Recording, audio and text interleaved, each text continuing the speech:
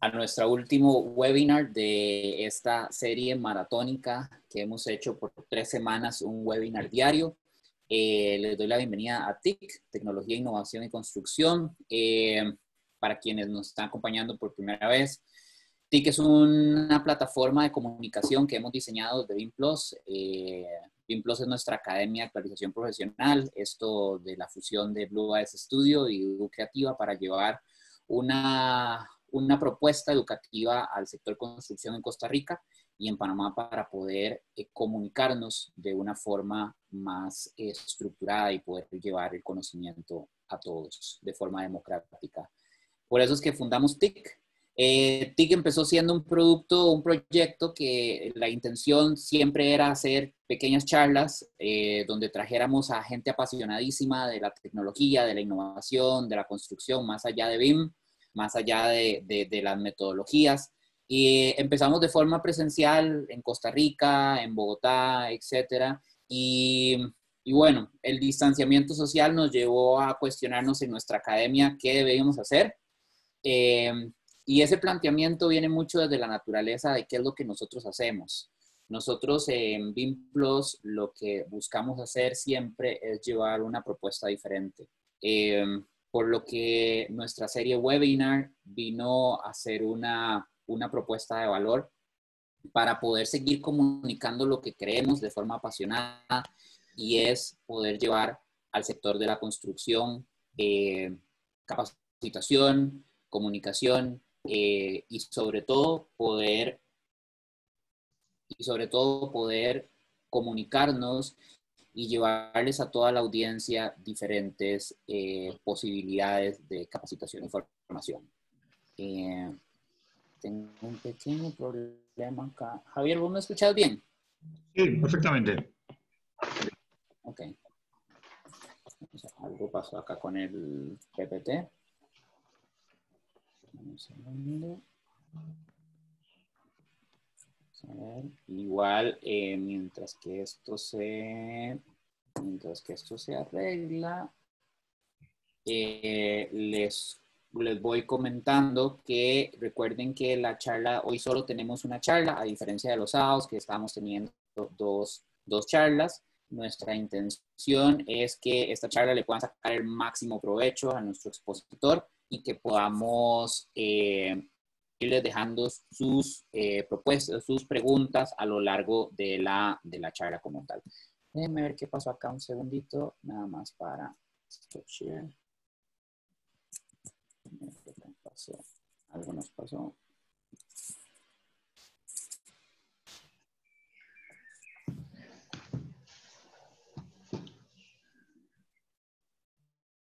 Ok, ahí está.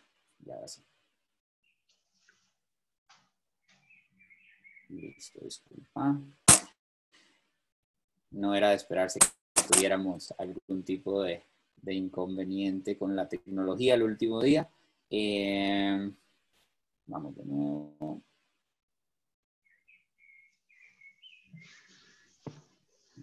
Un segundo. Javier, ¿qué hora es allá? Aquí son las 6 de la tarde. 6 de la tarde. Sí. Okay, vamos de vuelta. ¿Ya se ve mi pantalla?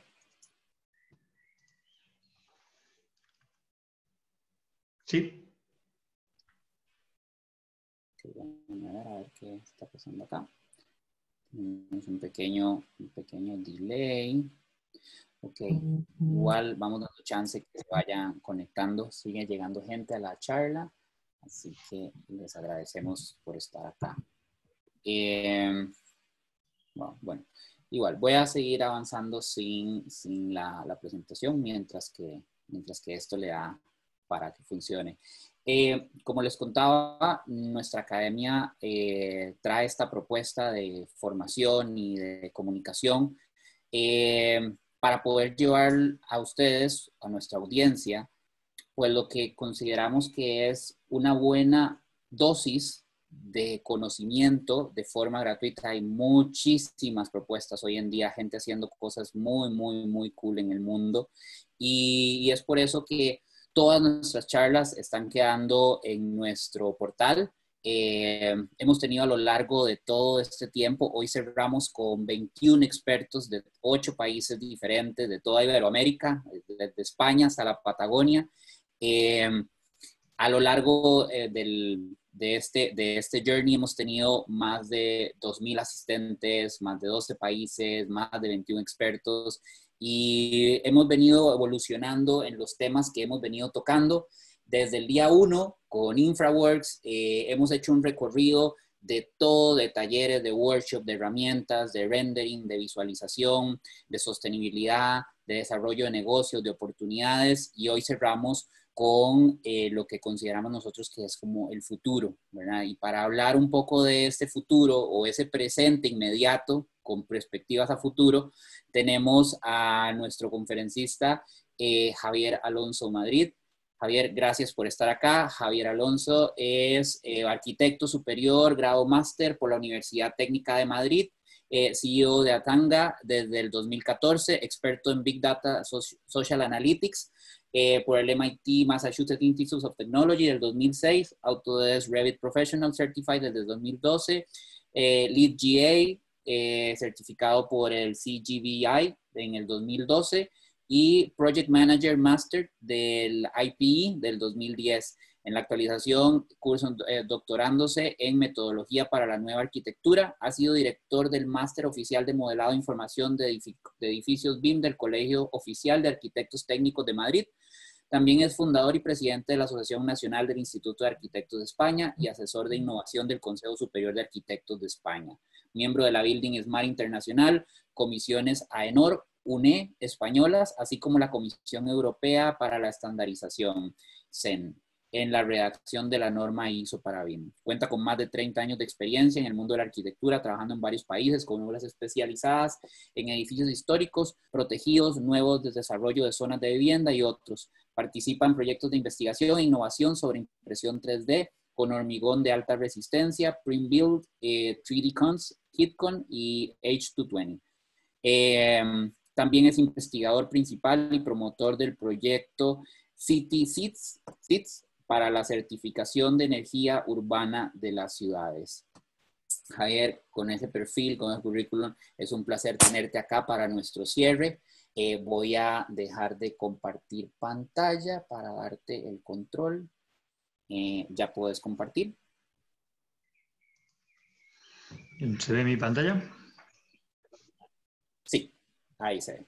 Listo. Gracias y todo el público es tuyo. Perfecto, pues muchísimas gracias por invitarme y bueno, espero poder ser el foco no puesto en el futuro, sino un poco lo como estabas diciendo, ¿no? En este presente casi inmediato, aunque bueno, a todos nos ha acelerado esto del virus, nos ha situado en un mundo un poco más digital de lo que esperábamos, de forma forzosa, pero bueno, no por ello esperemos que interesante. Ya me has presentado un poco, pero a mí me gusta mucho insistir en mi relación con las instituciones, con colegios, con consejos, con organismos como SBIM o algo así, porque forman parte de mi esencia. Yo creo que en la de muchos arquitectos, porque es donde podemos, en esa conjunción de ser muchos, con un objetivo común, objetivos comunes, pues donde llegamos más lejos. Por eso toda mi vida profesional casi siempre ha estado relacionada con todo este tipo de asociaciones de una forma o de otra. Yo llego aquí, bueno, como ya hemos hablado un poquito, ¿no? 30 años de experiencia, 20 sobre todo ya con el título de arquitecto y perreando por, como decimos aquí, por todo. Bueno, ya me queda algún país más, incluso a lo mejor algún último continente. La verdad es que nunca he buscado la proyección internacional, sino que de alguna forma me ha venido dada.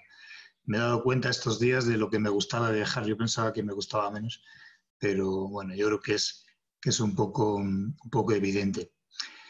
¿A qué nos hemos dedicado? Bueno, nosotros llevamos trabajando en BIM ya pues, más de 10 años y bueno, principalmente a residencial. Hemos hecho más de 10.000 viviendas, pues poco repartidas por todo el mundo, en base en España, lógicamente, pero bueno, por todas partes.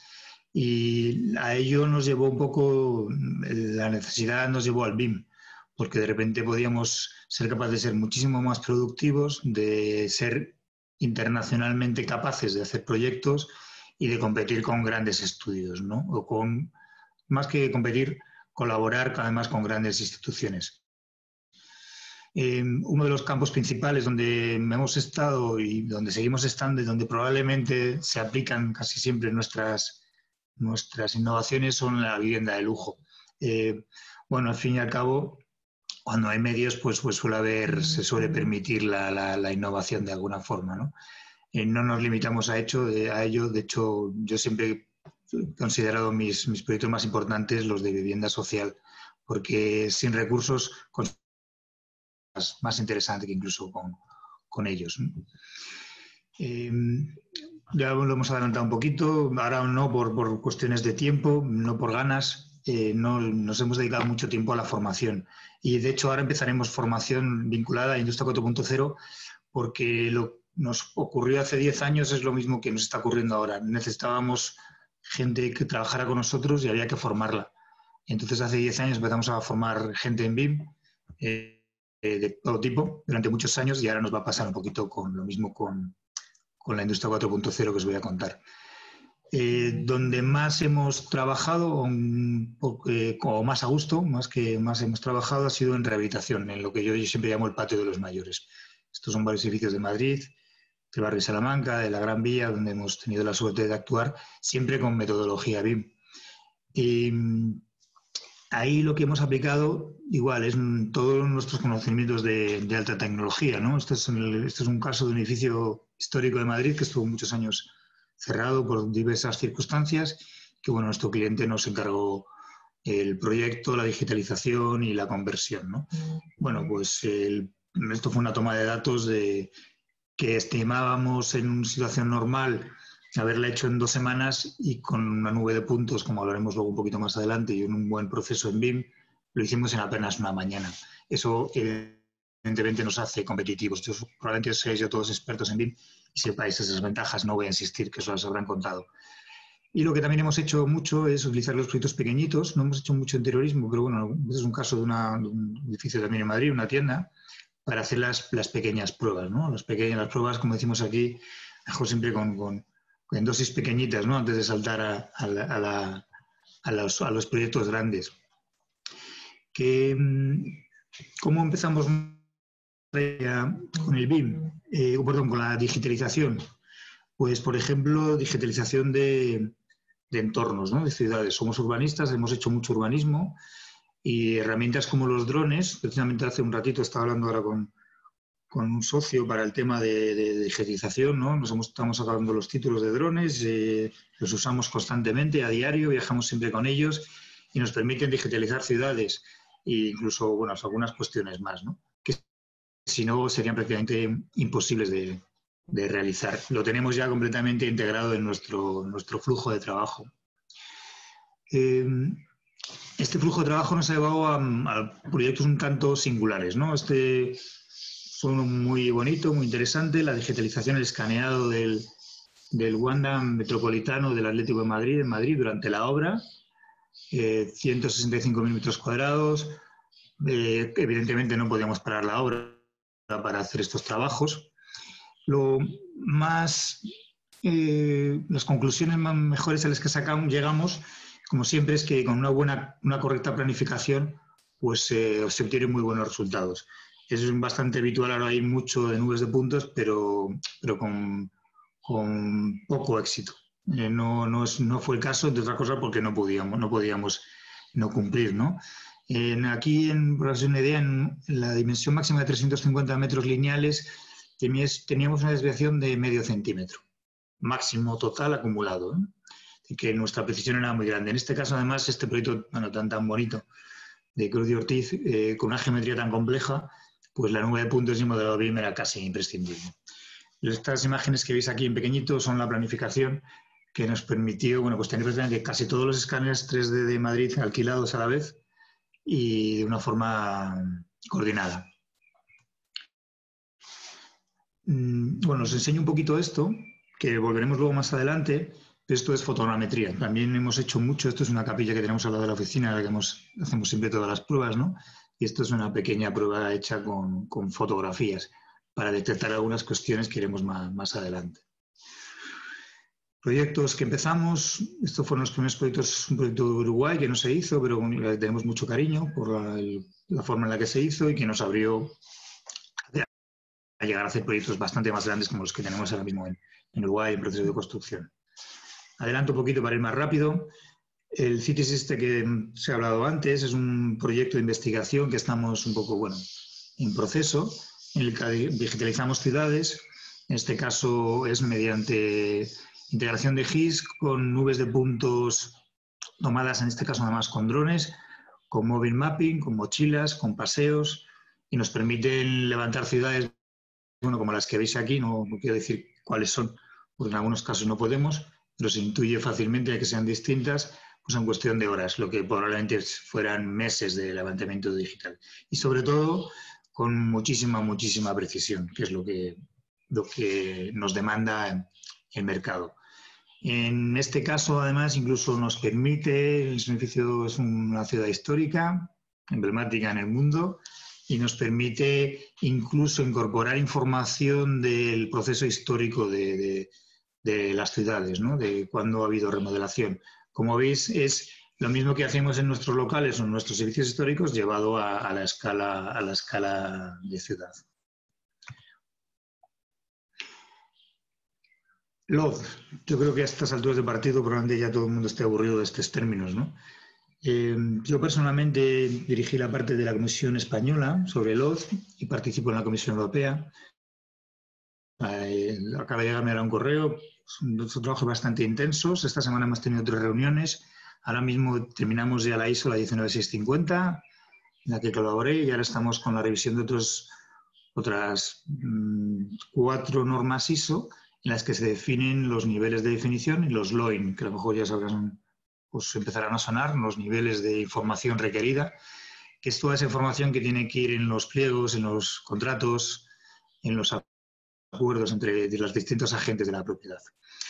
Estos son trabajos desde hace 6 años, que empezamos para la Comisión SBIM, ya extinta, y a través de ello pasado a ENOR y a la Comisión Europea.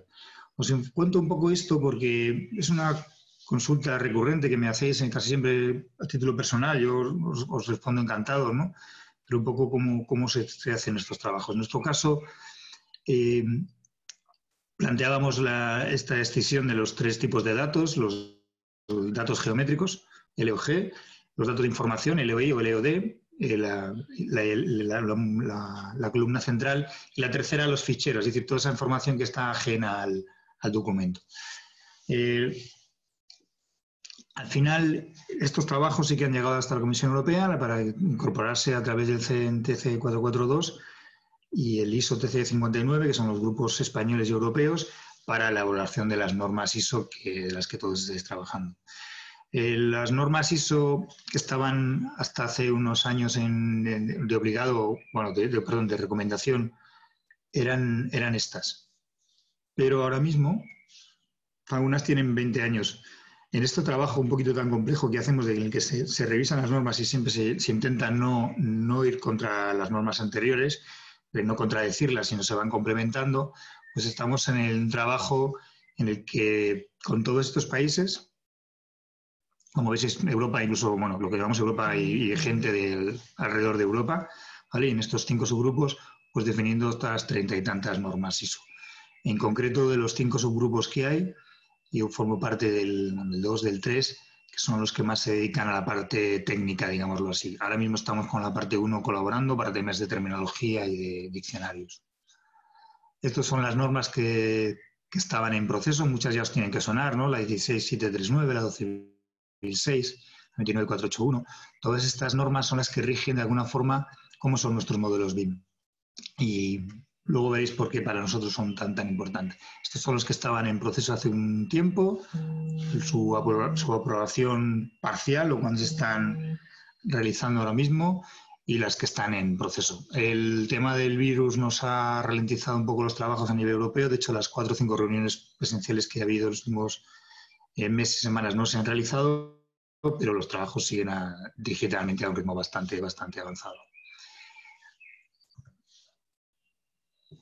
En el caso español, bueno, son estos los organismos y la forma de funcionar, ¿vale? Y las normas que estamos en proceso. Desde el UNE se proponen a ISO y de la forma bidireccional hacia una y otra. Siempre que me preguntáis os digo lo mismo, ¿no?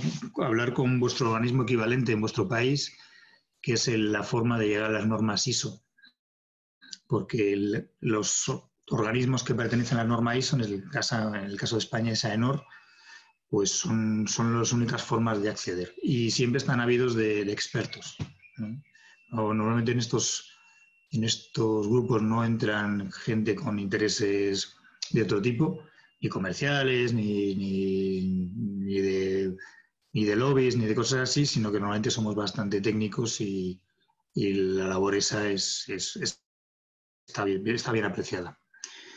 Bueno, como veis, lo que teníamos son unos modelos digitales que nos pasó a nosotros desde hace muchos años, teóricos muy potentes, pero claro, cuando llegamos a la obra, pues aquello no servía tanto, ¿no? Nos sobraba y notábamos muchas carencias en la obra. Entonces fue cuando empezamos un camino que llevamos así del BIM a la impresión 3D a gran escala, que lo empezamos hace ya 8 años, en el que empezamos a ver cómo podíamos fabricar nuestros modelos digitales de una forma más óptima.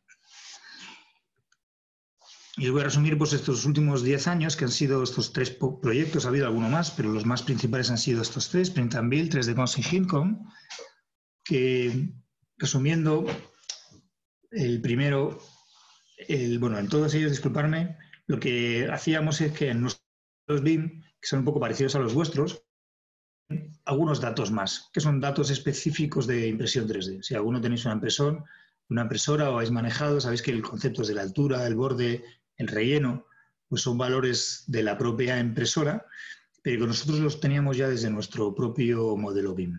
Es decir, nosotros en nuestro modelo BIM, con el LOI que fuera, ya tenemos la información no de quién va a ser la contrata que lo haga, sino cómo va a ser esa información de fabricación.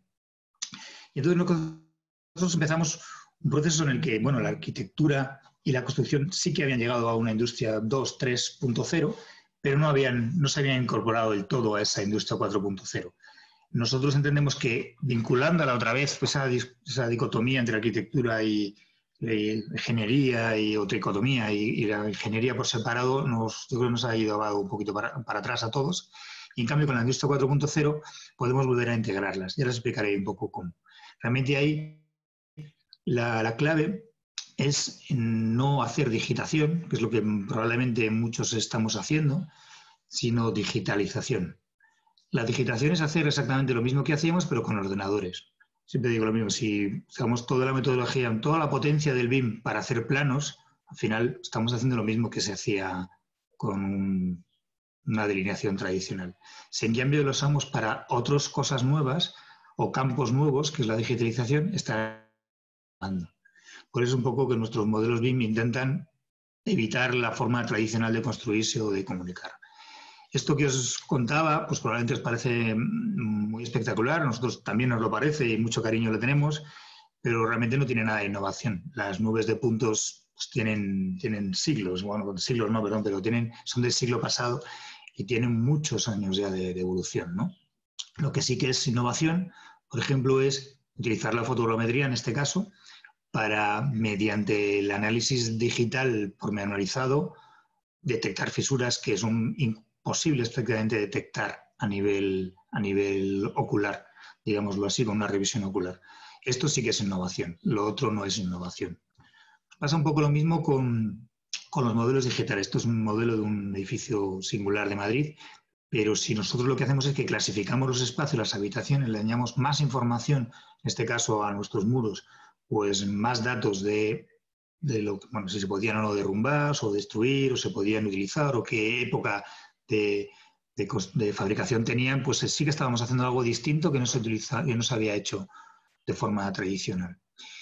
Y lo mismo con las ciudades. Si nosotros simplemente estamos levantando y digitalizando, bueno, pues son cosas nuevas, pero son cosas de siempre. Pero si nosotros vinculamos esa información digital con el GIS, con la cartografía, con una información del catastro, con una información política, con una información Cuando hablo de política hablo de la polis, ¿no? No de la política esta que tantos quebraderos nos supone a todos, no. De la ciudad y de la información sociológica, pues nuestros datos son muchísimo más potentes y es mucho más interesante. Eso sí que también es innovación. Por ejemplo, ¿cómo integramos nuestros proyectos en BIM? Las nubes de puntos no son más que información X y Z y algún color.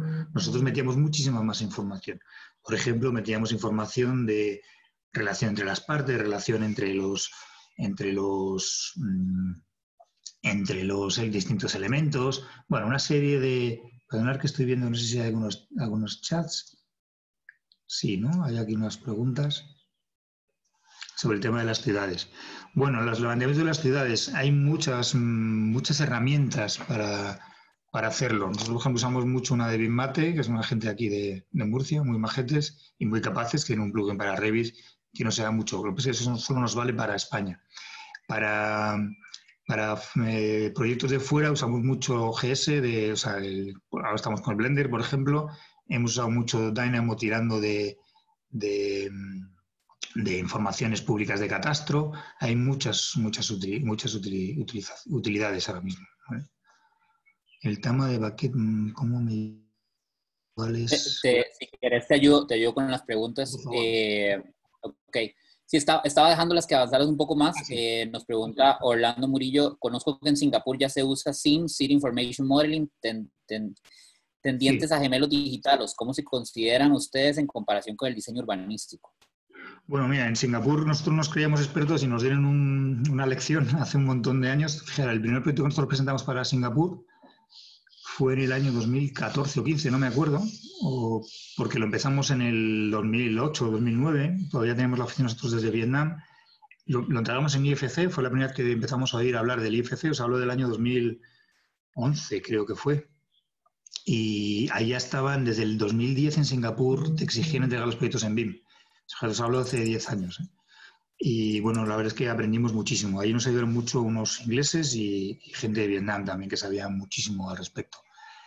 Ahí todavía no tenían muy integrado el GIS y el BIM, te hablo hace 10 años. Desde entonces, desde hace 7 años no hemos vuelto a hacer cosas por allí. Pero, por ejemplo, en Hong Kong nos pasó una cosa parecida y directamente nos dieron los modelos digitales en 3D.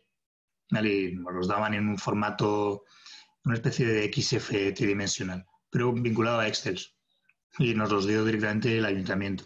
Nos ha pasado lo mismo con Noruega, que el catastro está en 3D y tiene integrado los modelos IFC, por ejemplo. Es algo que estoy peleando mucho aquí en España, pero bueno, va un poco lento y yo creo que en muchos otros países hay referentes, sobre todo en Norte de Europa y de Asia, que ya lo están integrando de forma tradicional. No sé cómo será en vuestro país descargar información del catastro. Aquí está bien porque tiene información, pero sigue siendo bastante básica, en el aspecto que sigue siendo un 2D, un DXF, DWG, como mucho en algunos casos, y algún Aquí vinculado a en un Costa Excel. Rica sigue siendo bastante bidimensional la información y casi que en la mayoría de Latinoamérica todavía.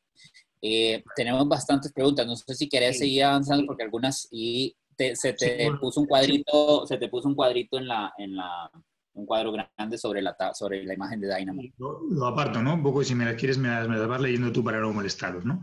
Bueno, nosotros Exactamente. convertimos la información dentro de nuestros modelos BIM, esto de Revit en concreto con Dynamo, con boxes. Los boxes son píxeles en 3D, en el que cada boxe tiene mucha más información, no solo el X y Z, sino pues tamaño, material, época, relación con otras partes, valor estructural, etcétera, etcétera. Esto mismo nos vale mucho para la construcción que os voy a contar luego a continuación. ¿Vale? Esto es un poco como nosotros funcionamos para impresión 3D sobre edificios existentes, que es una de nuestras líneas. Lo que hacemos es que a partir del muro original voxelizado, imprimimos la parte que necesitamos, como el negativo, digámoslo así, para rellenar las partes que faltan. Y evidentemente cada voxel tiene información distinta, que es lo que nosotros luego transmitimos a nuestra impresora. Una impresora 3D es muy parecida a una impresora 2D en el aspecto que va soltando pequeñas gotas de pequeños píxeles, pequeños puntos, ¿no? En este caso son sólidos, pero tienen que relacionarse con el modelo. Y para eso utilizamos nuestros modelos digitales, en este caso en el proyecto de 3D Cons.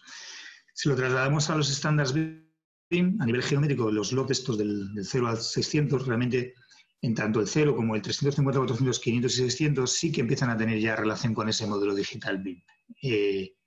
El 100, 200, 300 podrían ser de alguna forma la arquitectura o la representación de arquitectura tradicional. Incluso me refiero con ello al CAD, ¿vale? En el que las partes no tienen relación entre sí, son simplemente relaciones numéricas, gráficas y numéricas por separado.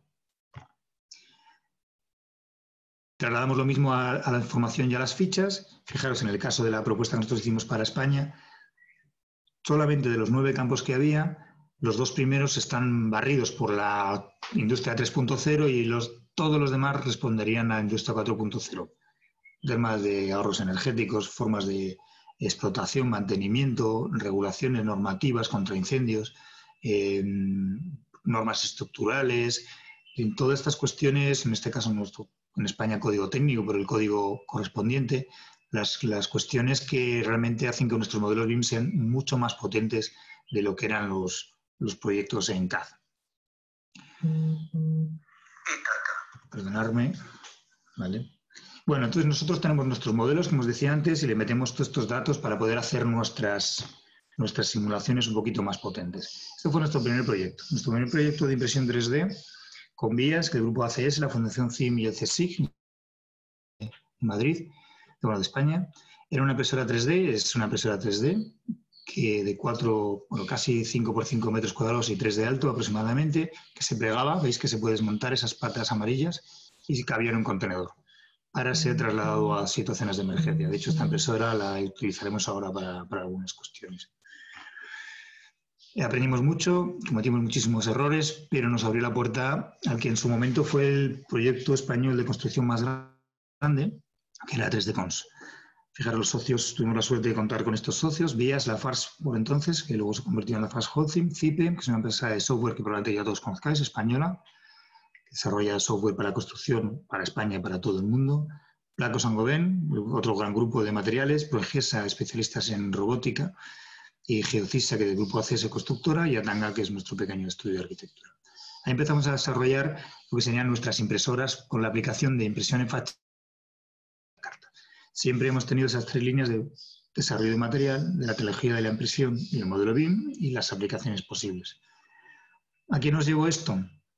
Bueno, pues a estas pequeñas pruebas. Esto ya lo veis, la máquina funcionando, el puente grúa de 8 metros y pico, y ya podía imprimir estas piezas en hormigón, un hormigón ultra resistente de color blanco. Y en el caso de la impresora vertical, esto fueron las primeras pruebas, luego quedó bastante más fino. Es una impresora que aplica yeso sobre paredes existentes, aunque no se aprecie, como está voxelizada esa pared, va corrigiendo milímetros, es una cuestión de milímetros, la punta del extrusor para poder adecuarse a mantener una horizontalidad, digámoslo así, aunque sea en este caso una verticalidad para la ejecución del material. Esto fue lo que conseguimos, bueno, pues piezas de este tamaño de prefabricación hasta el diseño prácticamente de un espacio, digámoslo así, un espacio habitacional con piezas de hasta 3,5 metros por 1 metro, un hormigón ultra resistente, bueno, de estos tipos de colores y con unas geometrías, como veis, un poquito fuera de lo habitual, digámoslo así. No sé si aquí se llega a ver un vídeo. No, luego vemos algún... Sí, este es un vídeo. ¿Vale? Esto es la impresora funcionando en tiempo real, no está acelerado. Luego veremos un vídeo que sí que está acelerado. Este está a velocidad normal y como veis la forma de fabricación es muy, muy precisa y como luego veremos más adelante, pues nos permitía hacer piezas muy, muy resistentes. En el caso de la impresora vertical, bueno, pues sí que conseguíamos un poquito más de precisión. Estas son pruebas también con yesos, no voy a adelantarme más, pero bueno, lo habéis visto un poquito. Este vídeo sí que está acelerado, perdonadme. Estas son las pruebas finales de la máquina. Como veis que está simplemente acelerado el doble, ¿eh? Y lo que nos permitía es hacer un trasdosado para temas de aislamientos de aplicaciones en fachada.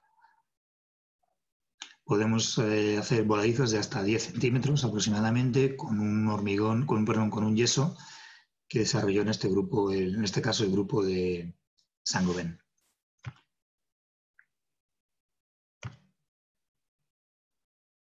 La presentación que hicimos en su momento en el Instituto Loreto Rojas sobre los elementos estructurales, fijaros que es en marzo del 2019. Parece que ha pasado una eternidad y solo ha pasado este tiempo.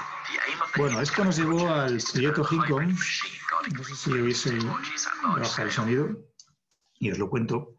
El proyecto HINCOM es un proyecto en el que participamos 7 países. También de los proyectos más grandes a nivel europeo de construcción.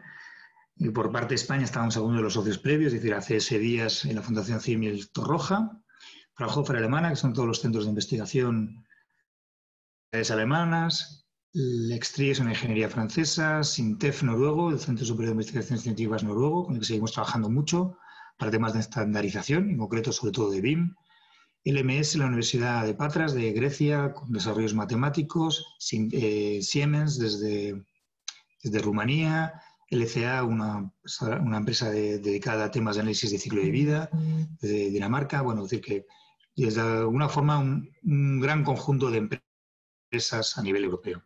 El objetivo era desarrollar una impresora, perdonadme,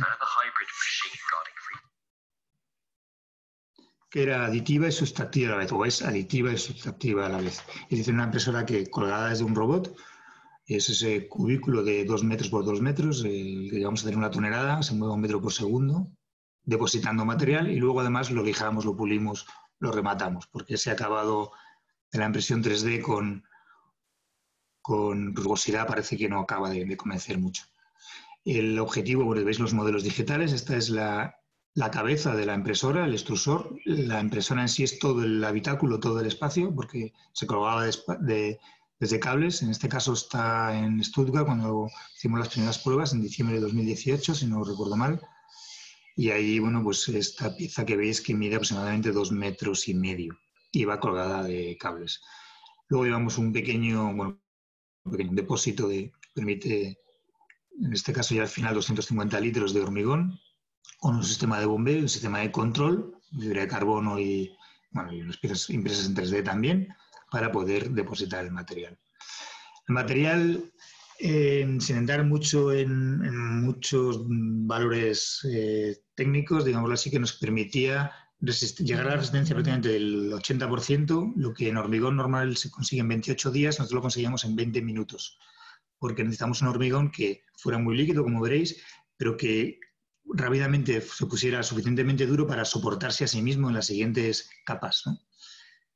Y bueno, por otro lado, la segunda parte del proyecto era este tallado, en que nosotros con nuestro modelo digital, o gemelo digital lo comparábamos con lo realmente ejecutado, que evidentemente no era perfecto. Ya estamos hablando de precisiones por debajo del milímetro. Y con este brazo robótico colgado en nuestra máquina hay unos sensores, luego los veréis más adelante, unos sensores que en tiempo real iban geoposicionando la punta del extrusor, de la máquina con la pieza impresa, y van corrigiéndolo para hacer, bueno, pues pulidos, tallados o incluso agujereados, como veremos. Esto, bueno, veis un poquito aquí el equipo, la impresora funcionando, las primeras pruebas que hicimos en octubre de 2018, noviembre, y los parámetros que os decía anteriormente. Bueno, entonces conseguíamos ya empezar a tener una impresora que realmente podía hacer cosas realmente complejas, ¿no? Y ahí empezó más nuestro trabajo otra vez como arquitectos, ¿no? De empezar a pensar lo que ahora se dice el out of the box, ¿no? Pensar distinto. Para imprimir piezas rectas y esas cuestiones que muchas veces probablemente hayáis visto empresas en 3D que son prácticamente ortogonales y rectangulares, entendemos que no hace falta toda esta tecnología ni se aprovecha toda su capacidad. Y si no se va a permitir, como veis, fabricar estas piezas. Nosotros las diseñamos en el ordenador, ahí es fácil, las imprimimos en plástico, que es un poquito más complicado, pero además las conseguimos imprimir en hormigón o en cementos, como veréis, ¿vale? Empezamos a pensar, si os fijáis, y os lo hemos dicho siempre, ¿no? Con definir los muros de un edificio tienes definido prácticamente el 80% de su valor arquitectónico, digámoslo así. Entonces nos centramos en los tipos de muros que podíamos fabricar o construir. Hicimos este diseño de fachada. En la maqueta nunca se ha realizado, pero la maqueta está por ahí en alguna parte del centro de Europa. Es un diseño para lo que veis abajo a la derecha, ese espacio rectangular, es una entrada de garaje de 3,5 metros de ancho. La altura de esto son 12 metros de alto y 9 de ancho, aproximadamente, para adosar una fachada. para esto sí que necesitamos esta tecnología. Y entonces empezamos a hacer nuestros modelos digitales, un poco en el que más allá de los parámetros típicos, digámoslo así, que teníamos, podemos empezar a optimizarlo y reducir materiales y reducir costos y tiempos. Hicimos algo bastante irreverente, que es hacer una simulación del Puente Vecchio de Florencia, cómo sería impreso en 3D, sería esta cosa tan fea, que sobre todo comparada con el original, ¿no? Pero en el que ahorrábamos aproximadamente un 35% del material. Un promotor eso lo sonaba muy bien. Y lo que estáis viendo también es un modelo de un pilar, de una sección de 1 metro cuadrado de pilar, reduciéndole el material en un 60%. Como veis, podíamos hacer esas geometrías, pero queremos que fuera estándar. El punto final de nuestro trabajo en Gincom fue esto, y a lo mejor ya empiezan a sonar vuestras normas. Es decir, cómo se relacionan nuestros modelos BIM con todos los estándares ISO que actualmente tienen relación con BIM. De los 31 posibles, analizamos estos 5, en los que además tanto el SINTEF como el CSIC como nosotros formamos parte de la Comisión Europea y bueno, pues teníamos esa información y además de la Comisión Europea esperaba que les diéramos información de cómo son nuestros trabajos, pues para trasladarlo a los futuros IFCs, aparte de las 19650 donde se habla de fabricación, en concreto más la parte 5, por ejemplo, la parte 3 y otros estándares como veis la 29481, la 12006, que probablemente ya estéis un poco, los que estáis trabajando en BIM, familiarizados de alguna forma con ellos.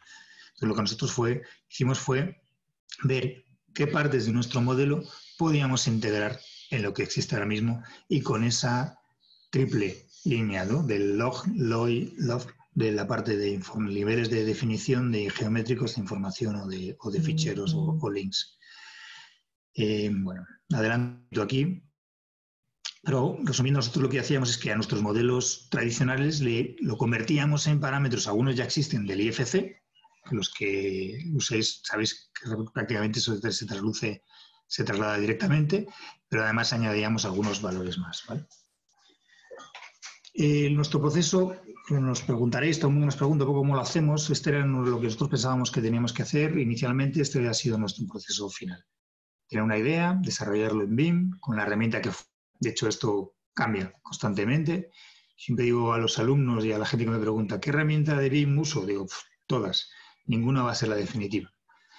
Luego convertirlo a modelo STEP, que es un modelo 3D geométrico bastante sencillo, que al final se traduce en el G-Code. El G-Code es la norma, bueno, es un estándar, digámoslo así, que entienden casi todas las máquinas de fabricación digital aditiva o sustractiva. Es X y Z y poco más. Entonces nosotros tenemos nuestros modelos relativamente complejos de geometría, los modelos digitales ya optimizados, triangulados, bueno, todos estos procesos que ya todos sabéis hacer y al final nosotros sí que conseguíamos imprimirlos. Estas fueron nuestras pequeñas pruebas. Esta es una prueba de una columna. En lo que hacemos era probar distintas convexidades y bueno, os enseño aquí algunos errores, ¿no? Queríamos ver cómo se comportan los materiales según el ángulo, según la inclinación, según la altura de la capa, según la densidad del material que era variable y bueno, pues pudimos hacer todas estas pruebas que se hicieron el año pasado durante muchos meses. En el caso de esta pieza, pues también, esto es un forjado, no es reticular porque no tenemos por qué irnos al biguete de bovedilla, como decimos aquí en España, sino que nos podemos ir a formas más óptimas. Todos sabemos que un hexágono funciona mejor y una catenaria en sección también. Entonces, bueno, pues hacemos nuestros modelos y los imprimíamos con bastante mal resultado al principio, buen resultado al final. Esto es muchísimo más resistente que un forjado tradicional. Y como todos sabéis, el hexágono funciona muy, muy bien en todas las dimensiones del espacio. Y lo que nos permite, bueno, pues con herramientas más tradicionales, llevadas un poco al límite, yo siempre digo que las herramientas hay que dominarlas, si no las dominas, te dominan ellas a ti, pues nos permite hacer estos modelos que además ya podemos imprimir. O estamos un poquito en ese proceso. Quizás esto ya os empieza a sonar, ¿no? Son familias geométricas, ¿vale? En el que aparte de los valores geométricos tenemos toda esa información de construcción que os decíamos antes, ¿vale? Estos son nuestros modelos ya pasados a STEP, el modelo BIM, modelo STEP, modelo real. Estos son unos diseños de unas impresiones de unos muros también, y que en este caso lo hicimos en hueco. otros diseños de unas paredes, unas esquinas en este caso. Esta esquina, bueno, hay un pequeño de juego arriba con las curvas, pero las de abajo eran más óptimas para estabilidad. Entonces nosotros no nos interesa hacer dos paredes y unirlas, sino que lo que hacemos es hacer las dos paredes de una vez. Nos llevamos a cuestiones un poquito más complejas, por lo menos en el entorno de la geometría.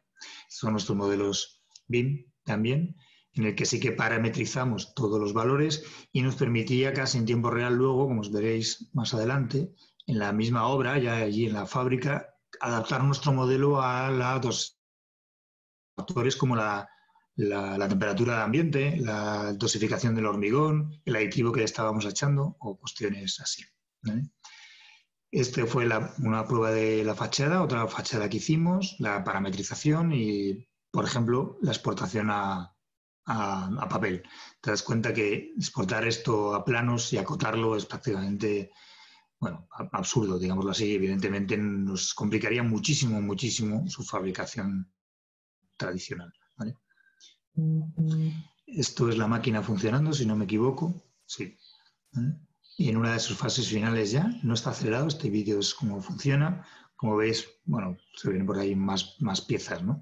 Nosotros teníamos nuestro modelo, lo que veis aquí a la derecha es mi ordenador portátil, del que estoy hablando, y cómo se estaba imprimiendo la pieza en tiempo real. Lo estábamos grabando con uno de nuestros drones, y en concreto, por ejemplo, el dron también estaba sincronizado.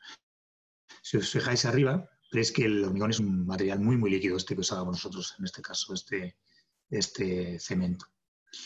Y luego lo que tenemos aquí es pues este proceso de tallado, de pulido o de agujereado. Si os fijáis, bueno, las aristas que nosotros permitían, llegamos a tener, son difíciles de obtener con hormigón tradicional y bueno, en el caso de poderlo dibujar, en este caso pusimos el nombre del proyecto, Gincon 3D y la que es la iniciativa que nos permitió hacer todo esto. Voy a perdonar que, bueno, había un vídeo que salía el agujero y estas son las distintas piezas que estuvimos usando y trabajando durante todos estos meses. Fue bastante interesante. Esto es donde está ahora mismo la máquina, en Burgos, en España. Pues de todos los socios, como veis, está colgada. Si os fijáis aquí, si lo veis bien, aquí en estos dos puntos están las cámaras que corrigen las desviaciones del brazo con respecto al mundo real, ¿no? Cuando estamos trabajando. Para que os hagáis una idea, estos cables de los que cuelga, estos 8 cables de los que cuelga la impresora, con los movimientos y las tensiones, tenían que llegar a soportar en algunos casos hasta 4 toneladas. ¿Vale? Teníamos motorizado todo el rato y el movimiento de un cable soportando 4 toneladas, bueno, asusta un poco. ¿Vale? Y todos los sistemas previos para poder funcionar con ello. ¿Qué conseguimos? Pues en este caso, por ejemplo, una prueba que hicimos de una especie de pilar de 40 centímetros por 1 metro, con un grosor de apenas centímetro y medio, 14, 15, 18 milímetros, y podíamos aguantar estas 45 toneladas. No sé si lo veis aquí, si ahora lo veremos, ¿no? La gente de Torroja, cada vez que hacemos una prueba, se les da para hacer estas pruebas de rotura de fatiga y de rotura de las piezas para poder utilizar en la obra.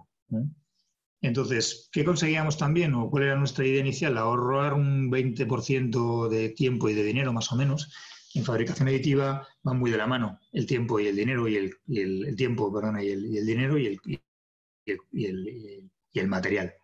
Al final conseguimos bastante más. De hecho, analizando en qué elementos constructivos podíamos actuar y era rentable y en cuáles no, comparándolo con los precios medios en Europa, conseguíamos ahorros bastante por encima de lo que esperábamos, ¿vale? En las piezas que queríamos imprimir y construir. Al final, otra parte muy interesante fue el ciclo de vida de las piezas y estábamos en ahorros mínimos del 80%. Por ejemplo, que lo hablamos ayer en la entrevista, el otro día, ¿no? Hace unos días, lo que cobraron ayer la gente de BIMRAS. El ahorro energético viene derivado de que no hay residuos, no hay medios auxiliares, el personal es muy bajo, el consumo energético es muy bajo. Pues eso nos permite un ahorro muy grande durante el periodo de construcción. A lo mejor os suena a ciencia ficción, pero ahora ya en Oslo, por ejemplo, se ha prohibido la maquinaria con motores diésel o gasolina. Ya tiene que ser todos los robots, todas las máquinas y las grúas tienen que ser como mínimo eléctricas, ¿vale? Así que eso será un factor bastante determinante en los próximos años. En el mundo de la impresión 3D, estas son las previsiones, o eran, hasta hace unos meses, de cuál sería la inversión en impresión 3D. Veo que hay muchas preguntas, ahora las veo todas, si queréis me interrumpís. Y nosotros lo que estamos ahora mismo es todo lo que hemos detectado que se puede fabricar, como veis, son bastantes y cuáles son rentables, que empiezan a ser muy rentables en muchas partes de nuestros edificios, digámoslo así. Os dejo Javier, mientras que corre el video, nos preguntan que ¿qué vida útil se toma para edificaciones construidas con fabricación aditiva? No sé. Perdona que no sé por qué no va esto. Vida útil igual, 10 años. ¿Vale? Lo único que hasta ahora lo único que tenemos, claro, lo que tenemos no tenemos resultados a 10 años, ¿vale? Pero sí tenemos las simulaciones y las pruebas que se hacen en los laboratorios, ¿vale? Para el tema de, bueno, sabéis cómo se hace, ¿no? Para envejecimiento, que se meten en agua, se hacen distintas pruebas, se someten a calor, a temperatura, para simular el paso del tiempo, ¿vale? En ese caso sí que lo cumplen. No, desgraciadamente no creo que vamos a poder ver este vídeo. Bueno, este sí que lo tenemos en internet, os puedo pasar el link. Si buscáis Hincom Atanga, lo encontraréis. No sé por qué, no sé si antes sí se ha visto, ¿no? Dale play. Como que empieza a correr. Nos preguntan que si conoces de casos o empresas en Latinoamérica que ya estén utilizando impresión 3D. Para edificación no. Las iniciativas que nosotros conocemos son todas europeas y asiáticas, y sí que hay en el norte de Europa, en Canadá y algo Estados Unidos. Pero en Sudamérica, que yo sepa, no, ni en Latinoamérica. Nosotros nos han llamado de varios países, tenemos ahí pendientes, de hecho, teníamos pendientes algunas visitas ahora y algunos viajes, y vamos, la totalidad del consorcio está deseando ir para allá. O sea que si alguien tiene curiosidad, nosotros... Te complemento ahí. Sí hay una empresa que ya lo hace, que es Con Concreto de Colombia, de Medellín. Son la primera empresa colombiana que es una constructora que sí está ya trabajando, imprimiendo. Y había visto un proyecto en México también que se estaba imprimiendo en 3D. Tal vez son tecnologías diferentes, pero sí hay un par de casitos de estudio en Medellín y en México. En México había uno, pero no era con tecnología mexicana. O sea, se había hecho, si no me equivoco, venía de Estados Unidos. Pero el de Colombia no lo conocía. Sí, el de Colombia, Con Concreto es la segunda o la primera compañía más grande de Colombia y sí están haciendo, la conozco bastante bien y están haciendo pruebas. Vamos a ver, nos preguntan, creo que esta pregunta la respondiste, pero de Marvin Cínico, ¿cuáles son los programas que más has utilizado?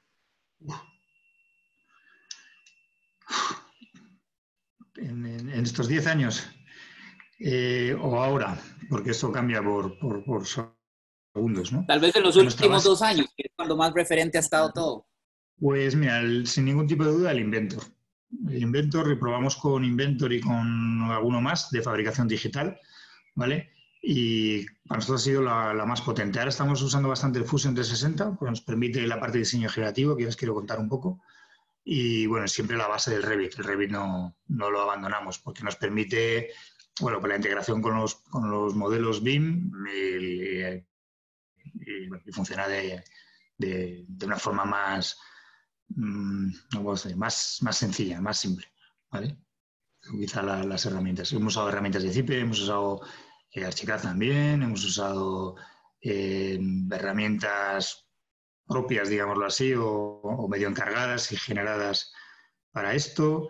En mucho open source, mucho código abierto para el tema de impresión 3D, muchísimo.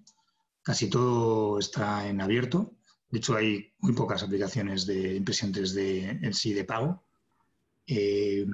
No sabría, el listado podría ser eterno. De hecho, tenemos que dar Exponemos ahora la semana que viene en Trondheim un listado sobre estos temas de software y vamos por las 20 y tantas herramientas, ¿vale? Cuando uno profundiza en las herramientas se va poniendo, nosotros además testamos muchas, de hecho ayer estábamos testando una, la semana que viene probaremos otra nueva, muchas empresas de software saben que nos dan sus herramientas y las testamos, ¿no?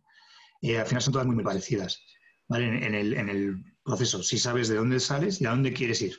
¿Vale? Lo importante es saber a dónde quieres ir. Entonces, si te centras en este caso vosotros para fabricación digital o impresión aditiva sustractiva, son todas bastante sencillas.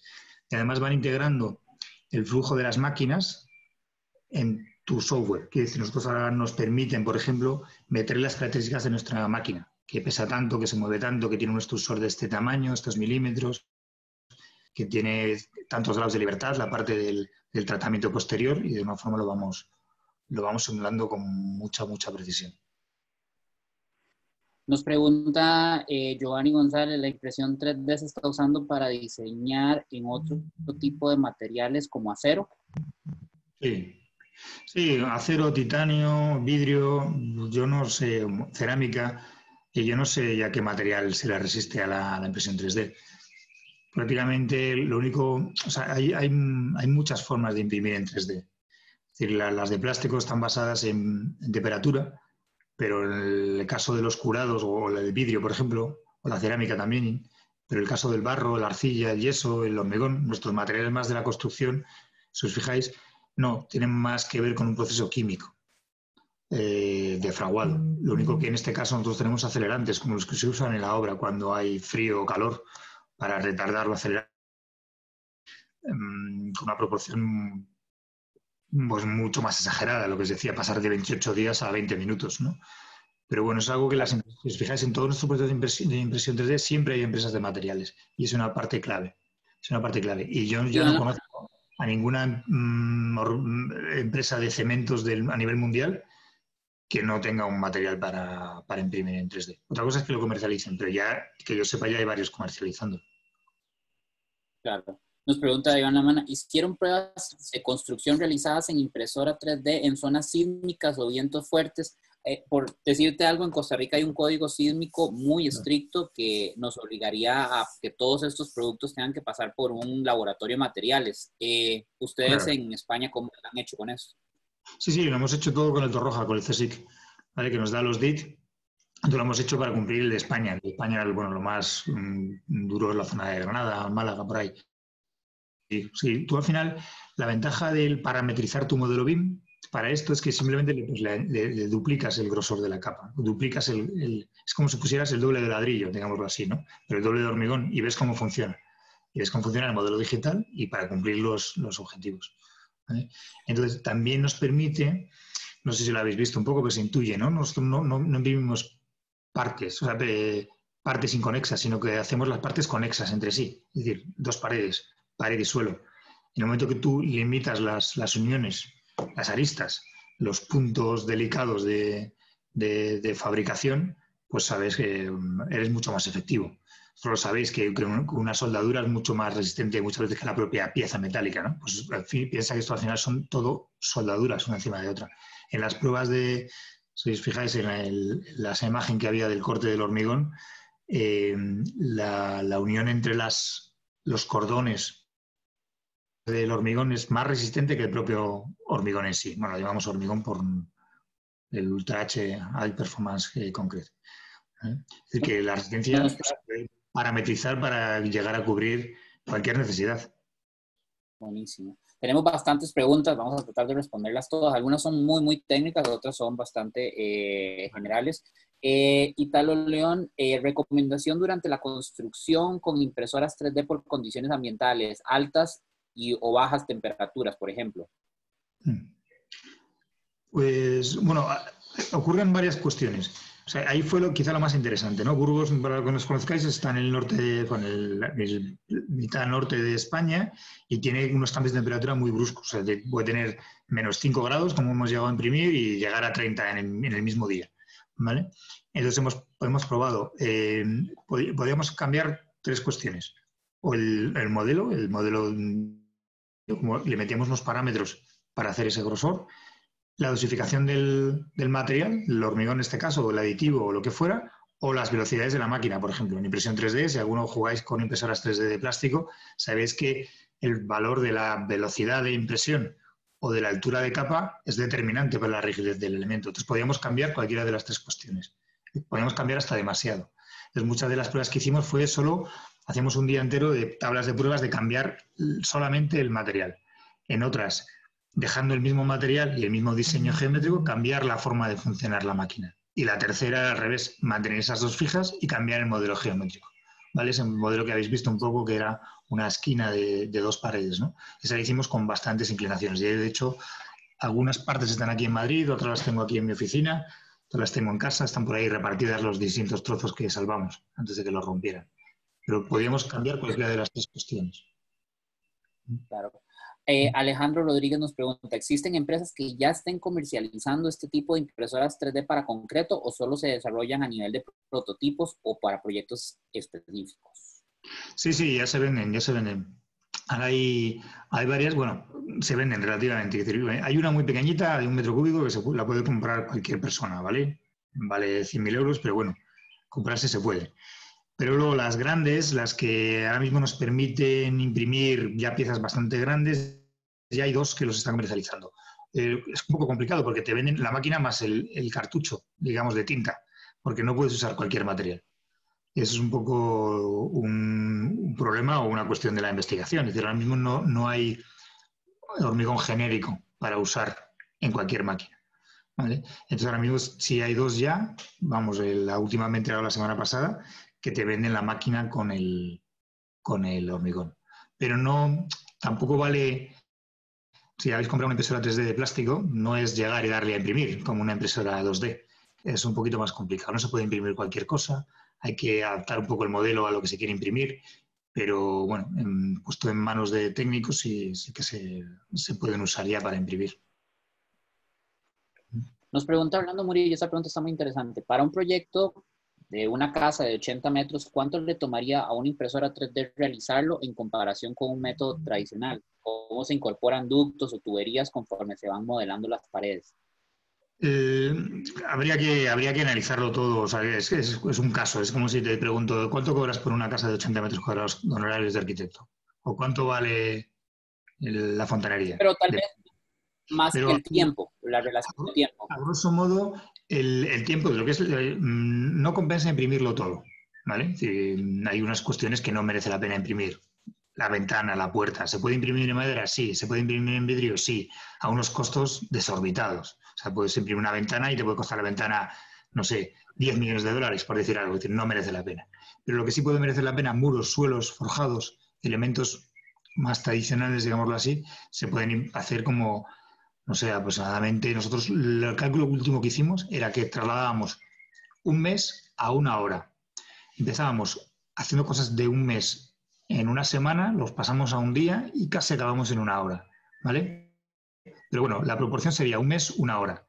Es decir, vosotros pensar que si tardáis un mes en hacer un muro de hormigón, porque tenéis que ponerle encofrado, verterlo, ponerle armado, esperar a que frague, hasta que lo retiráis pasa un mes, ese mismo muro de hormigón se puede hacer en un día.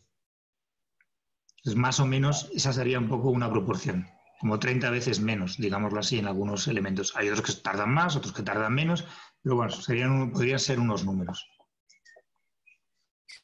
Perfecto. Piensa que los materiales... Nos preguntan que los materiales como para ir logrando mayor adición y sustracción en función de los productos que se utilizan, me imagino. La pregunta. No entiendo la pregunta, perdón.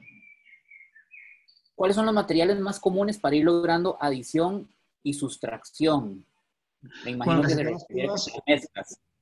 Nosotros, mira, en 3D Cons, por ejemplo, fuimos con dos líneas, ¿no? Como había dos gigantes como la Fast Holding y Saint-Gobain, que probablemente las conozcáis, ¿no? Son de cementeras las dos más grandes del mundo, de las grandes. Pues lo que sí hicimos, con una fuimos en la línea de cementos, en base a cemento, la otra en base a yesos. Entonces usamos los cementos para los elementos horizontales y los yesos para las verticales, porque en principio no tiene como más lógica que el yeso se utilice para aplicar sobre parámetros existentes y el cemento o el hormigón para piezas nuevas. Al final, esas dos fueron bastante bien, pero lo que mejor funcionó fueron lo que llamamos mezclas mixtas. Mezclas mixtas. Mezclamos hormigones, cementos con yesos. Sabéis que el cemento y el yeso no casan muy bien, salvo que tú las preparas para ello. Y esas nos permitían, bueno, pues temas de fragados muy rápidos. Sabéis el tema de las temperaturas con los yesos y nos permitían abrir una línea muy interesante, que es la que seguimos en Hincom. Que realmente en base a cemento, nosotros llamamos en base a cemento, pues conseguíamos esas resistencias de 10 y 20 veces a veces la resistencia de un cemento normal. Por eso no necesitábamos armado, que seguro que es una pregunta que me hace todo el mundo. El armado no lo necesitábamos. Con estas geometrías que estáis viendo un poco ahora, también os cuento un poco de diseño generativo, no necesitábamos el armado. Enviábamos el armado de las piezas. Entonces también vas muy rápido. Si os fijáis, una construcción de hormigón es muy lenta por el armado, toda la parte del hierro, ¿no? Si no la tienes, es muy barata. Pues un poco por ahí. Nos preguntan, Anónimo, ¿qué tal mencionaron Blender? ¿En qué nivel de modelado y de integración de la información dentro del modelo han podido lograr con esta herramienta? Bueno, el Blender lo hemos usado en dos líneas. Bueno, una tercera que tenemos ahí, que son las nubes de puntos que estamos jugando con ellas, que sabéis que hacemos muchas, pero bueno, parece que tiene bastantes posibilidades. Sobre todo a nivel de GIS, integración de los datos extraídos de información pública y la digitalización. Hay varios plugins que lo hacen y bueno, como es bastante permeable el Blender, pues estamos ahí integrándolos. Y la otra es la conversión de nuestros modelos, los modelos digitales complejos, de geometrías complejas, pues por ejemplo, hacer ahorros de materiales o separación. Veis, por ejemplo, este modelo, separar el modelo en partes según los grosores, según los tamaños de las piezas, digámoslo así. Eso el Blender nos lo permite muy, muy fácilmente. Y luego, pues, perforaciones, teselaciones de Voronoi, todas estas cosas, no sé si os suenan, ¿vale? Que al final, de alguna forma, nos permiten trocear las piezas y ahorrar material donde no es necesario, ¿vale? Esto que estoy enseñando ahora son las últimas cosas que estamos haciendo, un poco de diseño generativo, en el que con nuestras impresoras nosotros ya podemos fabricar prácticamente estas cuestiones, ¿no? Entonces, la pieza original que veis abajo a la izquierda, a las finales tiene la misma resistencia. Si yo tengo menos material, lo fabrico más rápido y me ahorro tiempo y dinero, ¿vale? Es un poco donde estamos ahora mismo porque ya tenemos la máquina que nos lo permite, digámoslo así. Para cerrar y no quitarte más tiempo, de verdad ha estado súper bueno. La última es una pregunta, comentario, dice Jacob. Hola, pienso que todo esto de la impresión sí el futuro. Pienso que todo esto de la impresión sí es el futuro para la construcción. ¿De qué manera podría sustituir por completo a la construcción tradicional y de qué manera nos podemos proyectar ya en ese futuro? Vamos, yo creo que sustituirla nunca, ¿vale? Complementarla ya. De hecho, pues lo hablábamos también el otro día, ¿no? Yo creo que ya lo está. De alguna forma, probablemente casi todos los elementos prefabricados que llegan a vuestra obra, de puertas y ventanas, por ejemplo, están hechas con alguna máquina cortadora, perfiladora, cortadora láser, en instalaciones mucho, por ejemplo. Es decir, que ya hay muchas cosas que se están haciendo por fabricación digital, ¿vale? En este caso, la tradicional, que era la de corte láser, la de CNC, ¿vale? En el caso de la fabricación aditiva, pues poco a poco se irá integrando, ¿vale? Yo no sé si llegaremos a ver impresoras 3D en las obras normales, pero en las empresas de prefabricados de hormigón, ya. Es una cuestión de meses, porque ya están todas muy interesadas. Saben que por aquí esto les permite hacer piezas muy singulares sin necesitar moldes, por ejemplo. Aquí no hay moldes, no hay encofrados. Entonces eso es ahí complementaremos. Por ejemplo, estoy enseñando un diseño de una escalera, ¿no? Nunca va a merecer la pena imprimir las partes planas horizontales de una escalera, ¿vale? Sí, en cambio, lo que es la pisa, ¿no? Que llamamos aquí en España. Pero sí lo que son todas las otras piezas que sujetan esas, ¿vale? Entonces, algunas cuestiones merecen la pena y otras no. Totalmente, yo creo que casi nunca. De hecho, si veis lo que habéis visto, las noticias de intentar imprimir todo un edificio en 3D, si lo miras despacito, no es verdad. Se están imprimiendo paredes, suelos, algunas cosas singulares, ¿vale?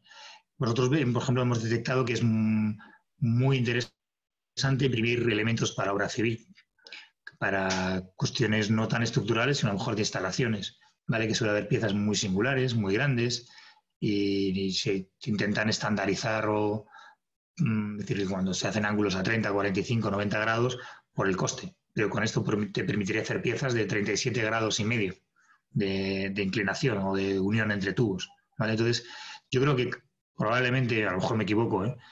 Pero nunca sustituirá, pero sí complementará dentro de muy poco. Perfecto. Vamos a ver. Te agradezco un montón habernos ilustrado con todos estos temas.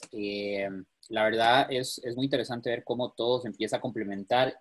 Una última pregunta, comentario, y acá la reformulo un poco para poder que nos des tu perspectiva. ¿Cómo BIM empieza a amarrarse con todo este tema de fabricación digital y qué tan preparado, qué tan técnico tiene que estar el mercado para poder que los modelos BIM empiecen a interactuar con este tipo de tecnologías? Bueno, yo creo que, o sea, sin BIM sería imposible, eso seguro. O sea, que yo no me imagino trabajar esto con otra herramienta, ¿no? Con un CAD del tipo que sea, no me lo imagino, ¿no? Eh, Cada vez hay más, documentaba también el otro día, ¿no? Con la gente de BIMRAS, ¿no? Si os fijáis, todas las empresas de software, las grandes y las pequeñas también, están empezando a tener cada vez más partes de fabricación aditiva, de la forma que sea, ¿vale? Antes era muy difícil con el software exportar a STL, ahora casi todas se exportan a STL. STL es el formato más clásico de 3D para impresión en 3D, para impresoras 3D clásicas, perdonar. Entonces, casi todas están tendiendo hacia esa, casi todas empiezan a tener herramientas de gestión de las máquinas, digámoslo así, ¿vale? Entonces, sin BIM es prácticamente imposible, y porque, por ejemplo, había muchos juegos con Grasshopper, con estos, al final con SketchUp vitaminado, pero eso no te vale. Quedan cosas muy vistosas, pero claro, no lo puedes hacer un cálculo, simulación de resistencia de materiales o un análisis térmico de aislamiento. Eso es bastante más complicado. Entonces, yo creo que casi todas las herramientas BIM lo están incorporando de una forma o de otra, ¿vale? Mayor o menor torpemente. Y espero que en breve empiecen a aparecer herramientas específicas, porque yo creo que el mercado ya las demanda, ¿vale? Digo, nosotros estamos probando varias que nos han contactado y saben que estamos un poco en esto, y si bien todavía no hay ningún resultado, seguro que en breve lo hay. Porque Buenísimo. la unión todavía es complicada, ¿vale? A mí me recuerda mucho, algo para los viejos, cuando exportábamos los planos a SPGL2 y cosas así para poderlo llevar a los plotters, ¿vale? Las impresoras de plumillas, ¿no? Había ahí un mundo. Ahora eso no existe, ¿no? Pues yo creo que un poco Ha cambiado mucho el mercado y seguirá cambiando y todo este tema del COVID nos ha permitido empezar a conocer otras oportunidades de mejora para las empresas. Javier, mil gracias por habernos acompañado en el cierre de TIC. A todos les recordamos que las presentaciones quedan en nuestro canal de YouTube. Pueden seguirnos en Instagram, en Facebook, en LinkedIn y en YouTube para ver las grabaciones.